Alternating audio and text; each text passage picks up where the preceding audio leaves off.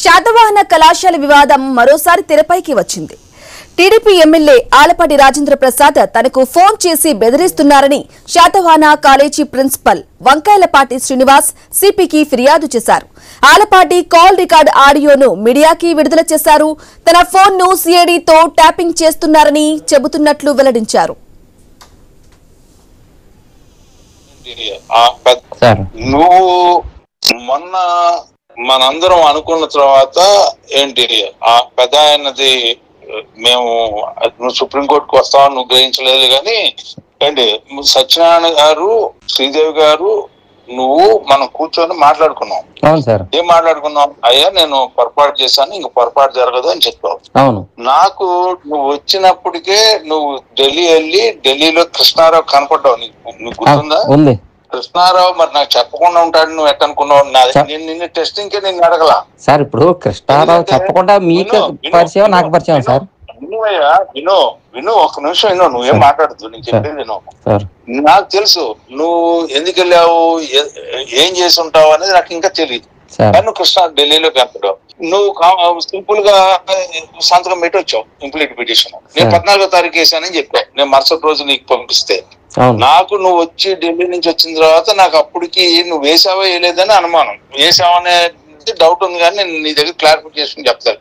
అంటే పొద్దున్న మీరు ఏమన్నారు? పొద్దున్న ఫోన్ చేస్తాను ఏ టైం కూడా వద్దు, ఎందుకంటే నేను ఇవన్నీ బోల్డ్ ఉన్నాయి సార్ చెప్పాలని నేను మీకు ముందే చెప్పా. విను సార్, నేను సీఎం దగ్గరికి వెళ్ళి నేనేం చెప్పాను, సీఎం దగ్గర ఇష్యూస్ అని చెప్పి నేను నీకు 5:30-6ంటికి నేను చెప్పే కదా, నేను సెక్రటరీ సీఎం దగ్గరికి వెళ్తున్నా 5:30-6 అవగానే నీకు ఫోన్ చేశాను. ఫోన్ ఎత్తడం మానేసావు. కలుద్దాం అన్న తర్వాత కలవలా, ఇక నువ్వు ఫోన్ ఆపేసావు. నువ్వు ఇవాళ వెనక్కి వస్తావో ముందుకెళ్తావో నాకు అనవసరం. నువ్వు వస్తాను అంటే నేను చెప్పినట్టు వినాల్సిందే. నీ కుటుంబం జోలికి అసలు వెళ్ళనయ్యా, వస్తే నీ జోలికే. తప్పు చేసింది నువ్వు, అనుభవించాల్సింది నువ్వు,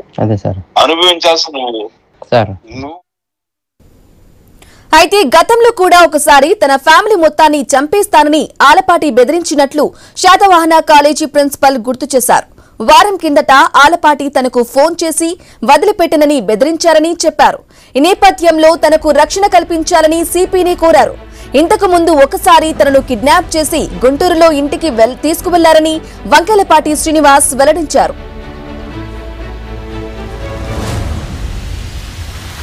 ఇక తన కుమారుడు పోలీసులకు ఫిర్యాదు చేయడంతో అర్ధరాత్రి విడిచిపెట్టారని తెలిపారు.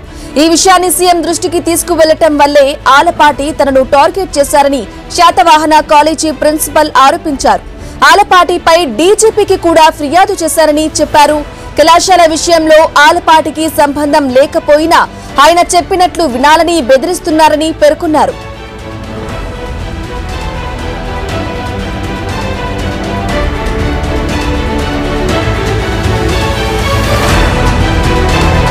ఇక టీడీపీ అధికార పార్టీ కాబట్టి తానేం చేయలేక రక్షణ కోసం పోలీసులను ఆశ్రయించారని, తనకేదైనా జరిగితే ఎమ్మెల్సీ ఆలపాటి రాజేంద్ర ప్రసాద్దే బాధ్యత అని శాతవాహన కాలేజీ ప్రిన్సిపల్ వంకాయలపాటి శ్రీనివాస్ అన్నారు.